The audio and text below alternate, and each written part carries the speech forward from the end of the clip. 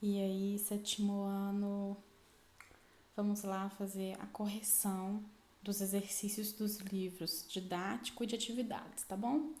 Peguem os livros de vocês, anotem as correções, anotem as dúvidas, que depois nós vamos tirar essas dúvidas de vocês numa próxima aula, tá?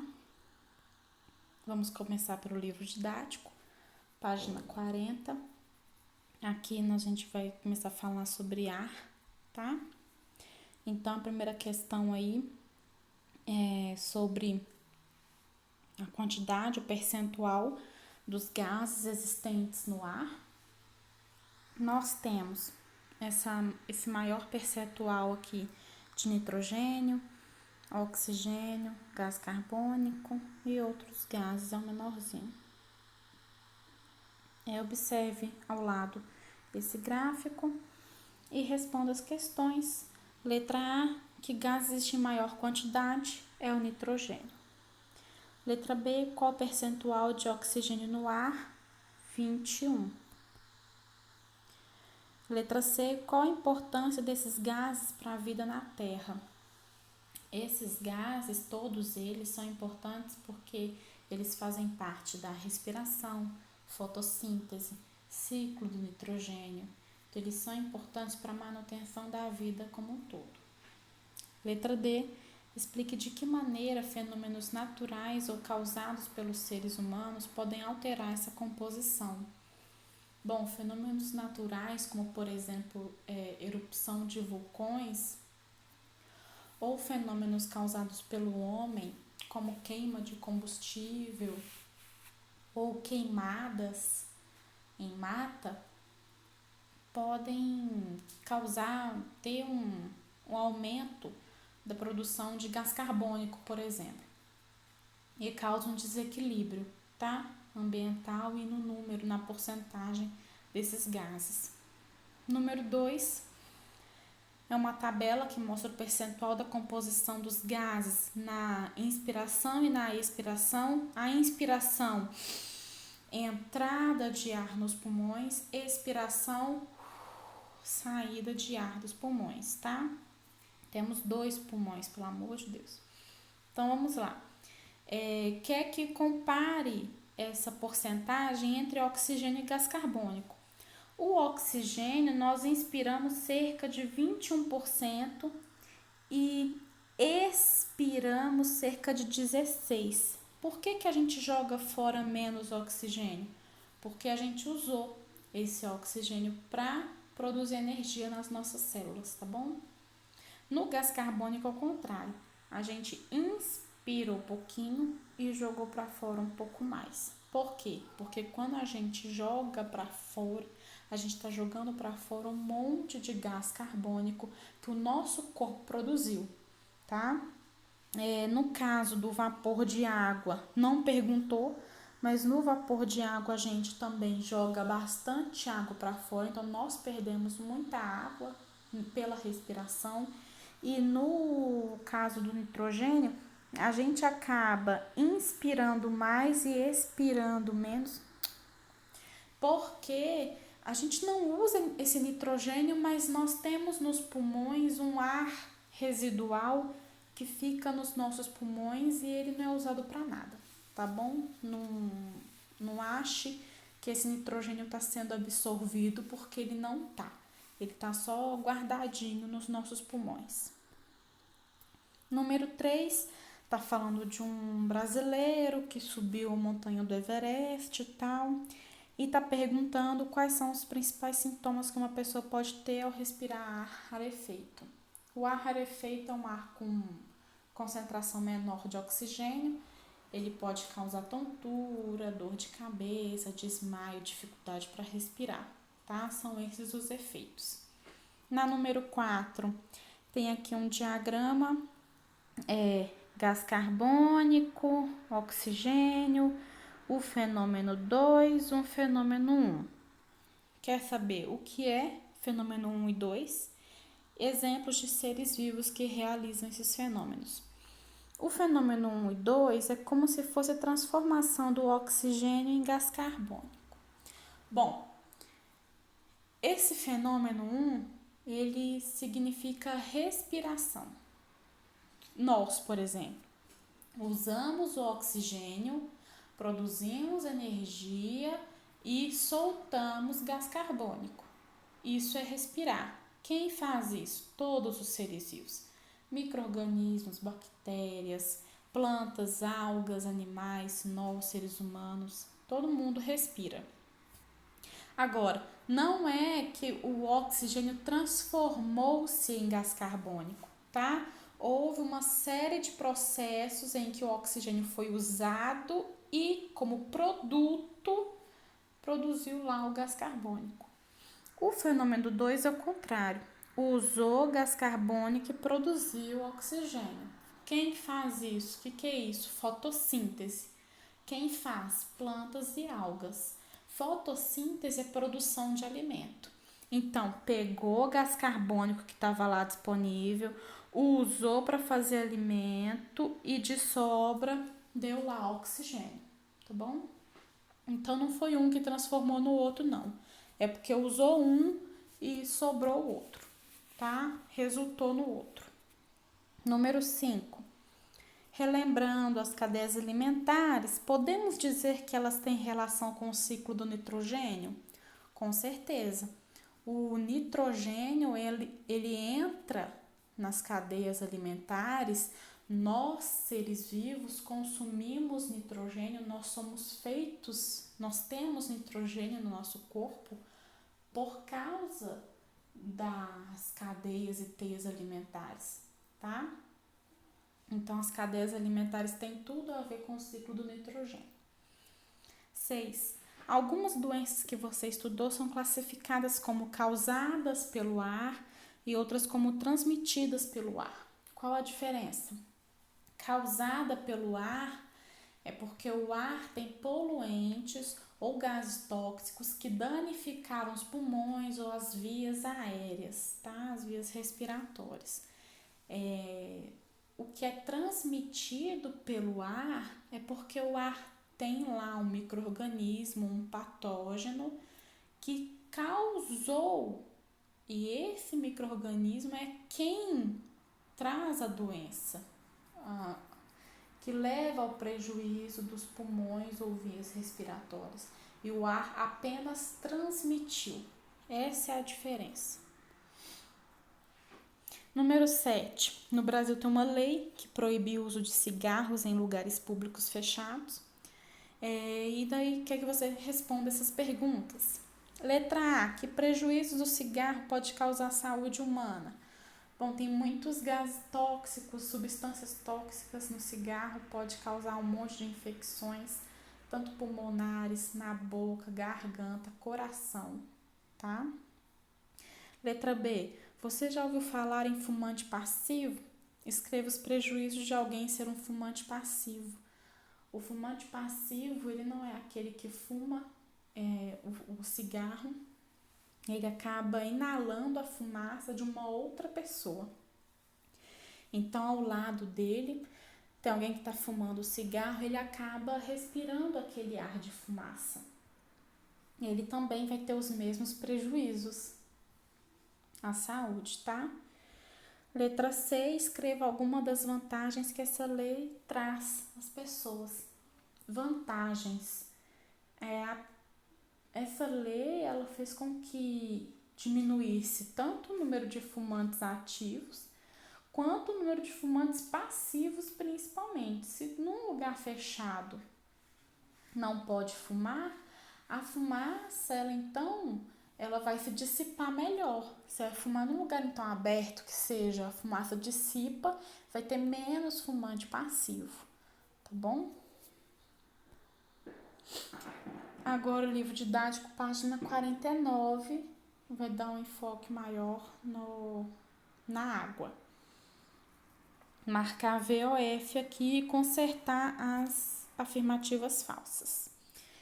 A água auxilia na manutenção do equilíbrio ambiental. Auxilia. Sim, a água é importante para o equilíbrio.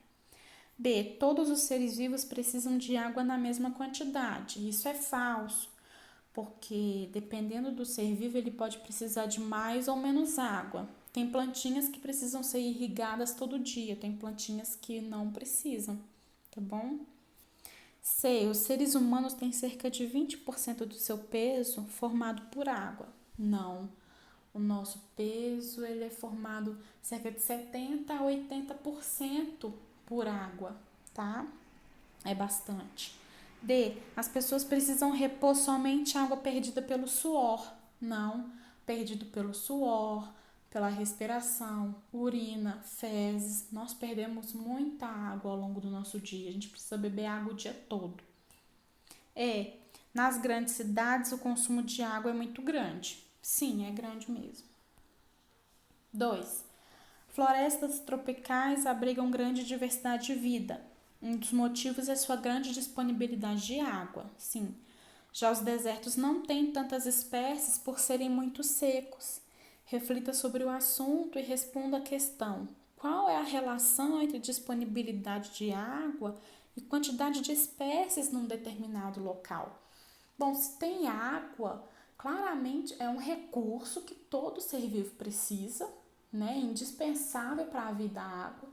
Então, se tem água no local, é obviamente que vai ter muito ser vivo ali. Agora, num deserto, num local mais seco, os seres vivos que vão habitar aquele local são apenas os seres vivos adaptados. Então, são plantas que têm adaptações em que não vão precisar de muita água, ou animais que não precisam de muita água para poder sobreviver, tá? 3. Ao viajar por uma estrada, um motorista para em uma bica de água cristalina e mata a sua sede. Podemos dizer com certeza que a água que ele bebeu é potável? Por quê? Não dá para dizer que uma água é potável só porque ela é cristalina. Ela é cristalina porque ela é cristalina. Ela é potável depois que passa por um processo no laboratório, numa análise, para saber se ela não tem nenhum micro-organismo, por exemplo. Tá? Então não dá pra gente saber se ela é potável apenas olhando ou cheirando, tá?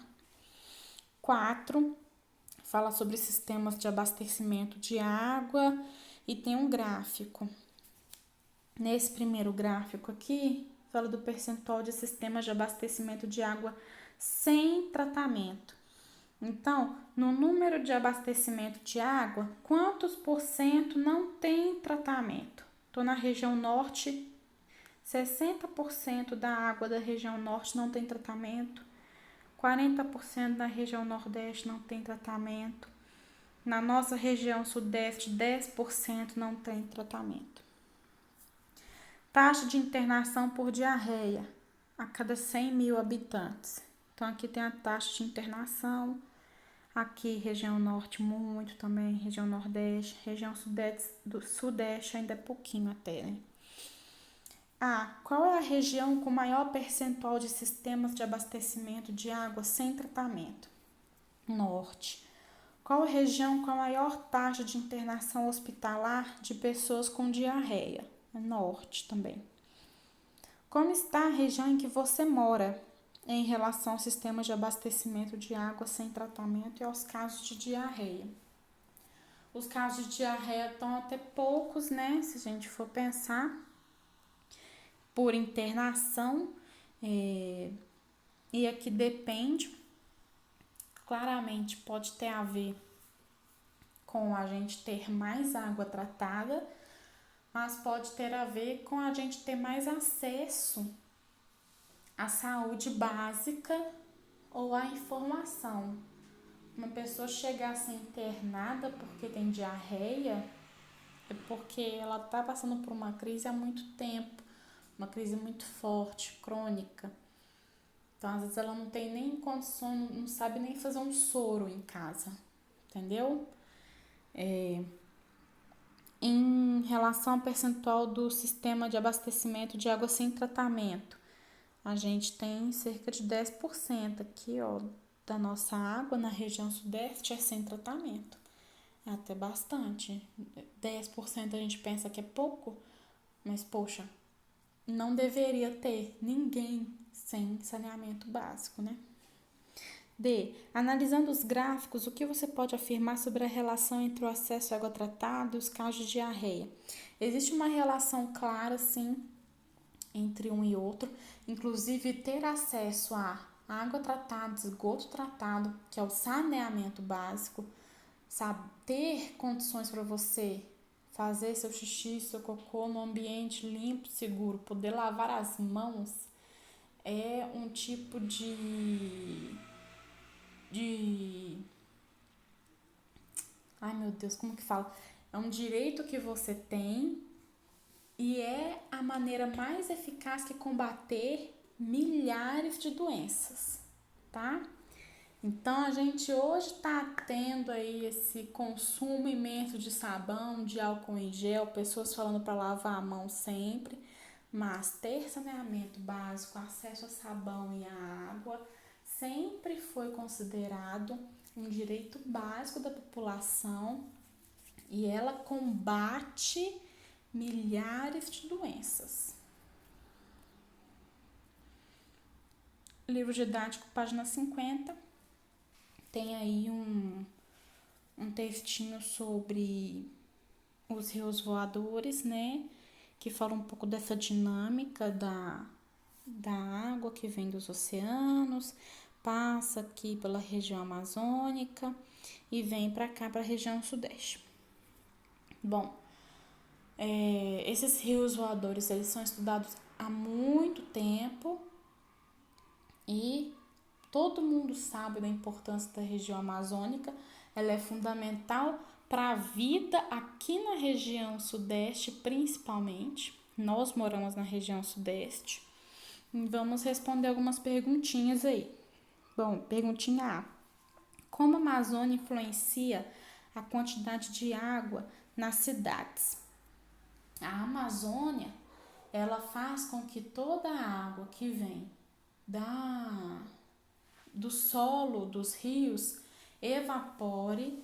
Então, as árvores transportam a água do solo até a atmosfera. O caule, o tronco das árvores são como canos que levam a água até a atmosfera. A folha faz essa evaporação, essa transpiração, e os ventos carregam essa água até essa região aqui. Claro que leva pelo centro-oeste e vem para cá, tá bom? B. Como as árvores mantêm a umidade do ar? As árvores fazem isso através da transpiração, nesse processo que eu expliquei. C. Por que a preservação da Amazônia influencia todo o país? Esse processo de evaporação, de transpiração que as plantas fazem é único. As plantas conseguem elevar uma quantidade absurda de água para a atmosfera, que ninguém consegue fazer isso. E as plantas fazem isso naturalmente, sem esforço nenhum, é papel delas, elas fazem isso porque sim, porque faz parte. E elas levam, o vento permite com que toda essa umidade que é formada aqui venha para o resto do país, principalmente aqui na região do sudeste, que é a nossa região onde a gente mora. Ela é a parte mais interessada, né? Quando a gente olha o mapa mundi, toda essa região ela é formada de deserto, tá bom? Então, toda essa região tem um clima mais árido, sim, e apenas o sudeste brasileiro não tem esse clima árido por causa desse sistema de rios voadores. Gente, isso é incrível. Isso é incrível. E já é conhecido há muito tempo. Agora, tem gente que insiste em dizer que a Amazônia não é importante. Agora vai saber por quê, né? Então, tá aí a prova de que manter a Amazônia preservada é importante para todo o clima do país, da nossa região, e leva chuva para outros lugares, tá? Do país também, não é só aqui pro Sudeste não, tá bom? Bom, agora vamos para o livro de atividades. Vai começar a falar sobre cadeias e teias alimentares. letra A até a letra E, para a gente completar com algumas palavrinhas. Os organismos autótrofos, auto de si mesmo, trófos vem de alimento, ou seja, aquele que produz seu próprio alimento. Na cadeia alimentar são chamados de produtores, são as plantas e algas que fazem fotossíntese. B. A fotossíntese é o processo pelo qual as plantas produzem glicose por meio da luz, água, gás carbônico. Glicose é a molécula de alimento, tá? Nós produzimos glicose, a gente come glicose quando a gente está se alimentando de algum vegetal, de algum animal. C. Os organismos heterótrofos, ou seja, trófos, alimento, hétero, de outro, do diferente. Aquele que precisa se alimentar de outro ser vivo, tá? Heterótrofos não produzem o próprio alimento, por isso precisam se alimentar de outros organismos. Eles podem se alimentar de plantas, animais ou dos dois, sendo chamados de herbívoros, carnívoros e onívoros. Os decompositores, como fungos e bactérias, alimentam-se de restos de matéria orgânica em decomposição. O fluxo de energia nas cadeias alimentares diminui progressivamente de um nível trófico para o outro. Sim, cadeia alimentar nada mais é do que o fluxo de energia. Então, as setinhas demonstram esse fluxo de energia indo, esse alimento indo. E conforme o nível trófico vai passando de produtor para consumidor, de consumidor para o outro, esse fluxo de energia vai diminuindo porque os consumidores eles gastam com seu próprio corpo também essa energia na forma de calor, por exemplo. Número 2 é um caso muito interessante que aconteceu num parque Yellowstone, que tem lá nos Estados Unidos. Eu vou deixar um videozinho muito bacana, muito curtinho, que vocês vão ver esse caso. Eles retiraram os lobos de um parque e depois de muito tempo reintroduziram. E eles conseguiram perceber várias mudanças que aconteceram no ecossistema desse parque, a partir da retirada e da reintrodução desses lobos, tá bom? Bom, é para ler o textinho e responder umas perguntas. A letra A pede para você indicar os produtores, os consumidores primários e secundários. Bom, produtores são todas as plantas, pastagens, arbustos, plantas que tem.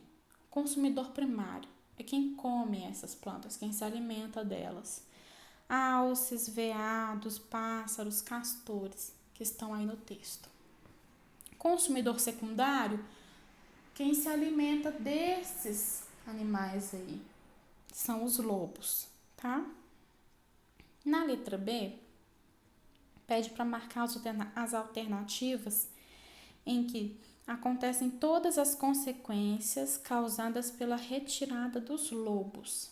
Então, se retiraram os lobos desse parque, o que aconteceu? Primeiro, aumentou o número dos consumidores primários, porque não tinha ninguém para controlar a população de alces, de castores, de veados, por exemplo.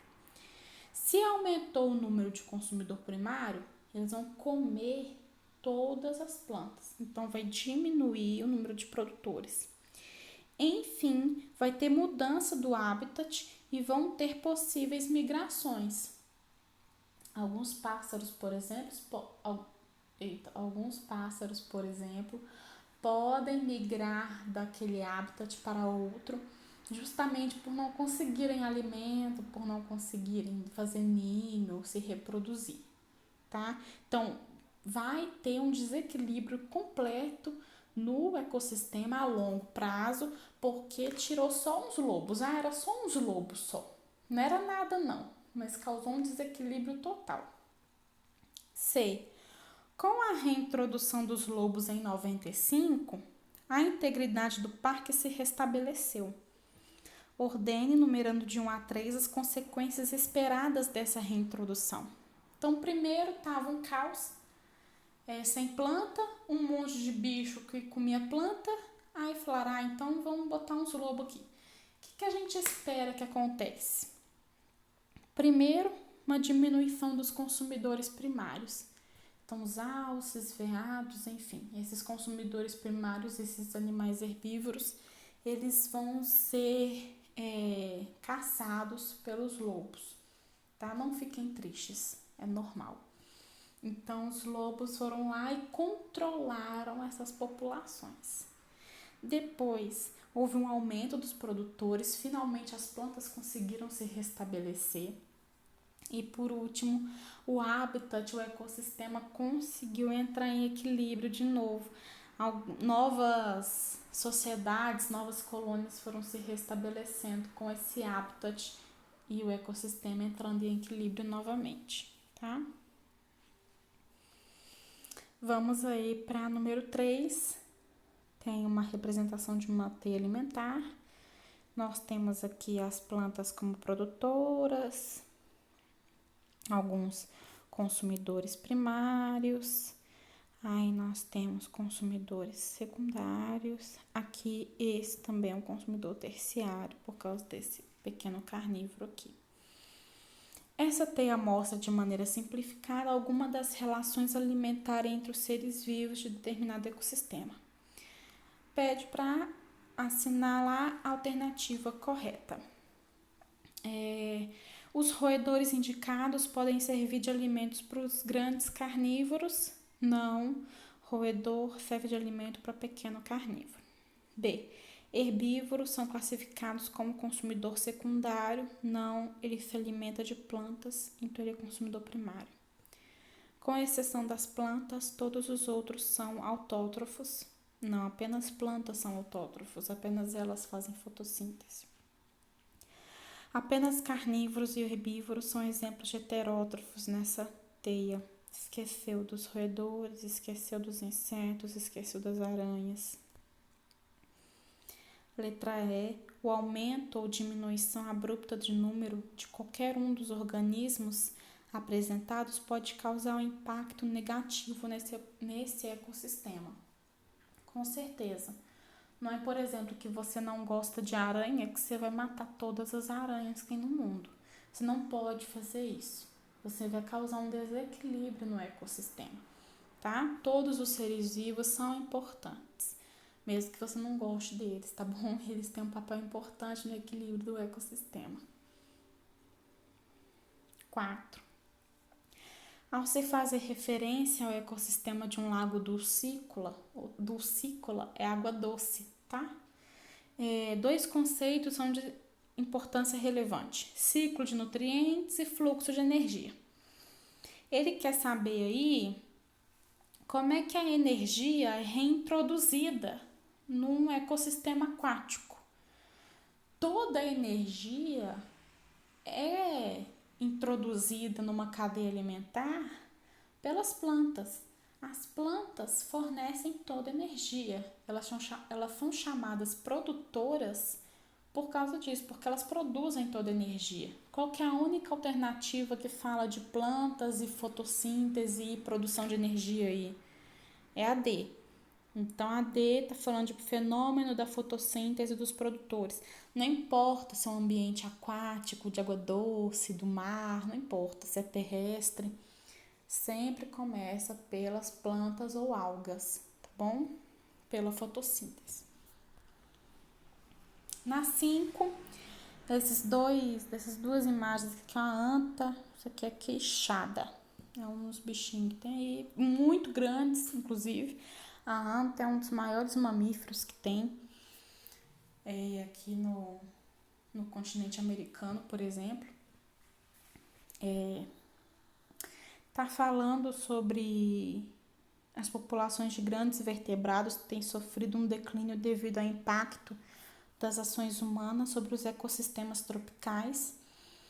A ausência dos grandes mamíferos, tais como antas e queixadas, conduz à eliminação de processos que são fundamentais para compor e renovar comunidades vegetais. Ou seja, ele está criando uma relação entre grandes mamíferos, como esses dois, e plantas. Como assim? O que esses bichos têm a ver com planta, com comunidade vegetal, né? Então, a letra A, ele quer que você identifique um processo a que se refere o texto acima. Como que esses animais podem ser fundamentais para uma comunidade vegetal? Bom, a anta, que é esse bicho aqui, para quem não conhece, ou até mesmo a queixada, eu vou falar da anta, porque ela é muito importante até aqui no bioma cerrado. Nós vamos falar sobre bioma no volume 2. Vocês vão entender melhor. O que acontece? As plantas, elas precisam se reproduzir, né? Todos os seres vivos precisam se reproduzir. E, no caso, o filhote da planta é a semente. Como a planta não consegue se movimentar, alguém tem que levar a semente para ela. Quanto mais longe a semente for, para a planta é ótimo, porque significa que ela vai estar dispersando. Então, ela vai ocupar muito território. Para ela, isso é ótimo. Alguém tem que levar esses filhotes dela, essas sementes, para longe, para que ela possa ocupar cada vez mais território, tá? Para as plantas isso é incrível, só que ela não consegue fazer isso sozinha porque planta não anda, tá bom? Então, animais precisam fazer essa dispersão de sementes.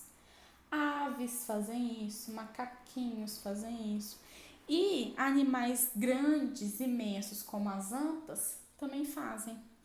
Aqui no Cerrado a gente tem umas árvores frutíferas que tem umas sementes maiores que apenas esses grandes mamíferos conseguem comer. Aves e macaquinhos não vão comer essas plantas, essas frutas grandes. Então sobram para esses animais. Esses animais comem essas frutas, às vezes engolem a fruta toda, não importa. Vai andar, como são animais grandes, o território deles é muito grande, muito extenso também. Eles vão andar um monte até ir para sei lá onde e vão fazer um cocô, vão defecar em algum lugar. Vão largar essas sementes em algum lugar por aí. Não estraga a semente, tá? A semente fica ótima, inclusive ele adora passar pelo sistema digestório desses bichos e sair pelas fezes. É muito legal para essas sementes porque elas ganham um adubo e uma força muito boa para germinar, tá bom? Então, para essas sementes é show ser ingerida pelas antas ou por outros animais, tá? Não acha ruim, não. E daí esses animais grandes, eles têm essa função de dispersar essas sementes. Sem esses animais, comunidades vegetais também não conseguem ser dispersos, tá? Comunidades vegetais também podem sofrer extinção, por exemplo, tá bom? Então a letra A tá falando isso. Um exemplo aí seria a dispersão de sementes. Letra B. Identifique a que nível trófico pertence às antas e às queixadas. Como se alimentam de plantas, são herbívoros, eles são consumidores primários, tá? C. Explica que a ausência de antas e queixadas pode causar nas populações dos seus consumidores. Os consumidores secundários, quem se alimenta de antas e queixadas, por exemplo, se não tiver esses animais, ao longo do tempo, eles podem acabar até em extinção. Imagina que ele só se alimenta desses dois. Se não tiver esses dois aqui, eles vão se alimentar do quê? Não é mesmo? Então, a gente precisa de todos os animais para manter o equilíbrio de um ecossistema, tá bom? Agora a gente vai passar para a composição do ar e os ciclos naturais. A questão 6 tem um gráficozinho, pede para colocar o gás e a quantidade, a porcentagem. Então, o verde, oxigênio, 21%, o vermelhinho, gás carbônico, vapor d'água, outros gases, 1%, o azul, que é o nitrogênio, a maior parte, 78%. A 7, ele pede para você identificar alguns processos como sendo do ciclo do nitrogênio, carbono ou oxigênio, com a letrinha N, C ou O. Gás liberado no ar após a fotossíntese, é o oxigênio. Elemento presente em praticamente todas as substâncias que formam seres vivos, carbono. Bactérias associadas a raízes de plantas fazem a fixação desse gás, enquanto a maioria dos seres vivos não consegue absorvê-lo, nitrogênio.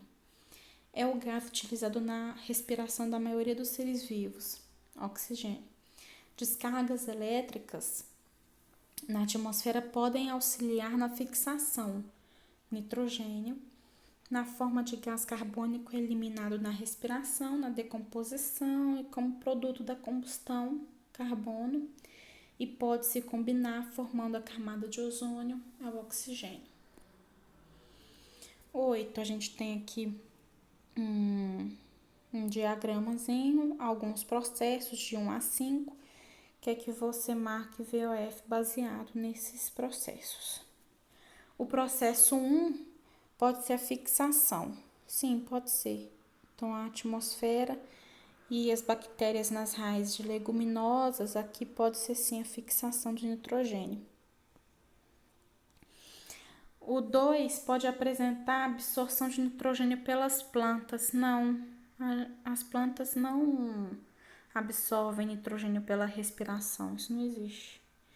3. Representa a eliminação de gás carbônico no ar pela ação de decompositores. Sim, aqui pode ser. 4. Representa a absorção de oxigênio pelas plantas e eliminação de gás carbônico no ar. Aqui não pode não, porque é o contrário, fotossíntese faz o contrário disso, tá? E o 5 envolve a participação de um comburente, que é o oxigênio, sim, tá bom? Aqui é verdadeiro. A 9 fala aí um pouco sobre agricultura, sobre o cultivo de algumas plantas, fala um pouco sobre o uso de alguns fertilizantes, sobre o custo disso na produção de alguns grãos, etc. Na letra A, fala sobre o impacto ambiental do uso de fertilizantes e pergunta como que faz para garantir a presença do nitrogênio nas plantações de milho. Alguns agricultores fazem uma coisa chamada rotação de cultura. O que acontece com algumas leguminosas, tipo feijão e soja? Essas leguminosas, elas têm umas bactérias nas raízes que absorvem o nitrogênio, né? Fixam o nitrogênio e distribuem no solo. Então,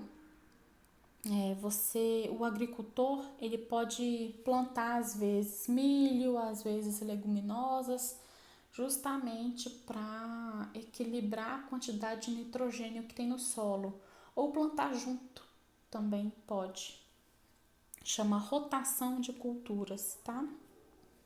Na B, está pedindo para representar um esquema como que o nitrogênio entra nas teias alimentares até chegar nos animais. Faz uma cadeia alimentar, uma plantinha, consumidor primário, consumidor secundário, terciário, as setinhas direitinho. Faz como você quiser, usa o exemplo de cadeia alimentar que você quiser. Na plantinha, você faz uma seta com o nitrogênio entrando na planta, pode ser pela raiz, você escreve fixação de nitrogênio, você pode colocar através de bactérias, por exemplo. E a partir dali, Você pode explicar, obviamente, a planta vai servir de alimento para o consumidor primário e depois para o consumidor secundário, terciário, enfim.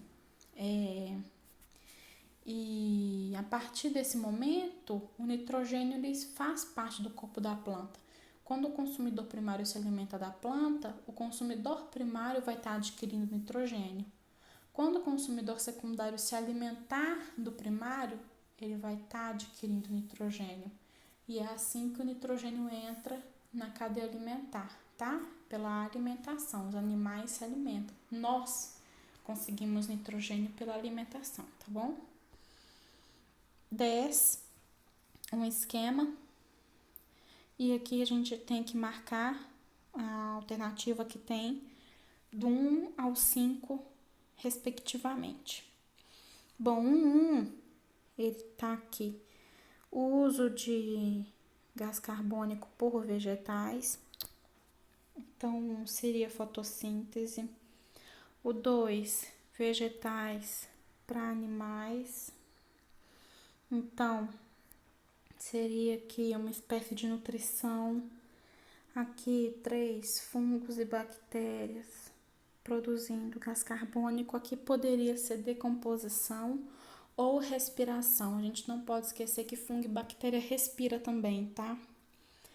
4, vegetais e animais, aqui ó, servindo para fungos e bactérias. Aí sim é decomposição. E o combustível produzindo gás carbônico é combustão. Então a única alternativa é a letra E. Ficou claro? Espero que sim. 11. Considerando o texto, tá falando aí sobre controle do tabagismo, enfim. Explique por que o tabagismo é considerado um problema ambiental. Bom, o cigarro ele libera substâncias tóxicas no ar, tanto a queima, a fumaça que sai dele, quanto aquilo que a pessoa inala, ingere, né? E tanto o fumante ativo quanto o fumante passivo que tem contato com essas substâncias químicas, elas podem desenvolver doenças, tá? Por isso que é um problema. 12. Assinale a alternativa que apresenta a correta relação entre doenças transmitidas pelo ar e uma maneira de evitá-las. Bom, quais são as doenças transmitidas pelo ar? Meningite, ok. Rinite alérgica não é. Tuberculose, ok. Transmitida pelo ar. Asma não é transmitida, né? Rinite alérgica e asma também não. Então, único, sarampo e gripe. Vamos ver. Deixar ambientes bem ventilados. Sim, deixar ambiente bem ventilado é uma opção viável, porque daí você não faz com que aquilo circule, aquele micro-organismo circule entre as pessoas ali. Ele tem um ambiente para poder sair mais rápido. O micro-organismo sai, ele circula mais rápido. Agora, sobre água no planeta, a gente vai avaliar a frase 1, 2 e 3 e marcar as corretas. A frase 1, tô falando sobre aquíferos, né? Esses 2 aquíferos aqui são exclusivos do Brasil e não tem compartilhamento com outros países. Mentira, esses aquíferos são compartilhados com outros países aqui da América do Sul. 2, quase 70% da água doce do mundo está congelada. Sim. E 3, a poluição da água potável e seu uso inadequado estão, na maioria das vezes, relacionados ao descaso da população com esse recurso. E não é só da população, a gente põe culpa na população, mas a gente não pode esquecer dos governantes, das grandes indústrias também, tá? Então, 2 e 3 estão corretos aí. A 14 tem um ciclo da água. Então, qual que é o ciclo? Ciclo da água, B. Número 1, evaporação. Número 2, precipitação. Número 3, infiltração. 15. pede para a gente assinalar a alternativa correta. As duas cidades estão em boas condições de umidade do ar. Não, Palmas tem 65% de umidade relativa e Teresina tem 23%. Teresina está muito abaixo. Em Teresina, seria adequado não realizar atividades físicas em ambientes abertos entre 11 e 15 horas, com certeza. Então, essa provavelmente é a resposta, né? Em Palmas, não há previsão de nuvens no céu, por isso a umidade é mais baixa. Não, a umidade está até boa. Palmas já está em estado de emergência, considerando a umidade do ar. Não. Teresina está com quantidade ideal de umidade do ar. Não. Então, a correta é a letra B mesmo. 16. Imagine que você está escrevendo um livro sobre as necessidades que os diferentes seres vivos têm de água. Para ilustrá-lo, você seleciona 2 imagens. Escreva as legendas de cada uma, enfatizando as adaptações de cada ser vivo. Então, você está falando dos seres vivos usando a água e as adaptações que eles têm. Na primeira gravura, a gente tem os sapinhos aqui. A gente tem que levar em conta que os sapos eles vivem em ambiente úmido. Quais são as adaptações dele? Em seu desenvolvimento, primeiro eles se reproduzem na água, né? A fase da vida jovem, os girinos também vivem na água. Depois de adultos, eles vivem uma parte na terra, mas quando chegam à idade reprodutiva, voltam para pôr seus ovos na água. Os ovos são gelatinosos, precisam estar na água porque não tem casca. Lembra? A gente falou sobre isso nas aulas. Esses animais têm uma pele fina, por isso precisam da água justamente para a pele não ressecar. São animais muito sensíveis à poluição, tá? No outro caso, aqui nos cactos, são plantas que são mais resistentes. A relação com a água já é bem diferente. Então, aqui eles não precisam de um local com umidade alta. Então, aqui esse tipo de planta já perdeu suas folhas, consegue sobreviver num local mais seco. Os espinhos não perdem tanta água assim, né? Então, já tem adaptações para viver num local mais deserto, né? E é isso. 17. A fêmea do mosquito Aedes aegypti transmite doenças como febre amarela, dengue, chikungunya e zika. Essas doenças estão relacionadas com a água porque as larvas do mosquito, elas precisam da água para desenvolver, tá? Não tem nada a ver, por exemplo, com a água estar contaminada, tá bom? O mosquito se contamina com o sangue de uma pessoa doente e daí depois bota os ovos numa água, a larva se desenvolve nessa água e vira um mosquito adulto, que daí pode depois transmitir. Mas a água em si ela não está contaminada. A água é apenas uma parte do desenvolvimento dessas larvas, tá bom? Então, a única alternativa correta é a B, em que as larvas do mosquito precisam da água para se desenvolver, tá? A 18. Leptospirose e dengue são doenças que podem ser fatais. A informação sobre as formas de transmissão auxilia a população a tomar importantes medidas de prevenção. Uma medida profilática, ou seja, de prevenção, que pode impedir a expansão dessas doenças é realizar a vacinação da população. Se existisse vacina, né? Ainda não há. B. Evitar acúmulo de água da chuva. Sim, ajuda bastante. C. Controlar a população de insetos, vetores. No caso da dengue, ajuda. Mas no caso da leptospirose, o vetor é um rato, ele não é inseto. D. Evitar contato com a água contaminada. A única água contaminada seria a água com urina ou fezes de rato. a dengue não tem nada a ver com água contaminada, tá bom? Tem a ver com o mosquito estar ou não com o vírus. Então, a única alternativa é a B. Por que evitar o acúmulo de água da chuva? Porque a água pode ser um vetor tanto da leptospirose, a água pode sim estar contaminada com essa doença, com o xixi ou fezes do rato.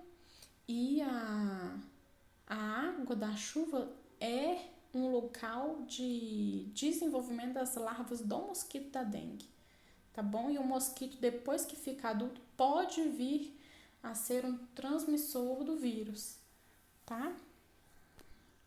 Gente, então a aula foi essa. Espero que vocês tenham corrigido tudo, anotado todas as dúvidas, para depois a gente tirar essas dúvidas de vocês, tá bom? Até mais!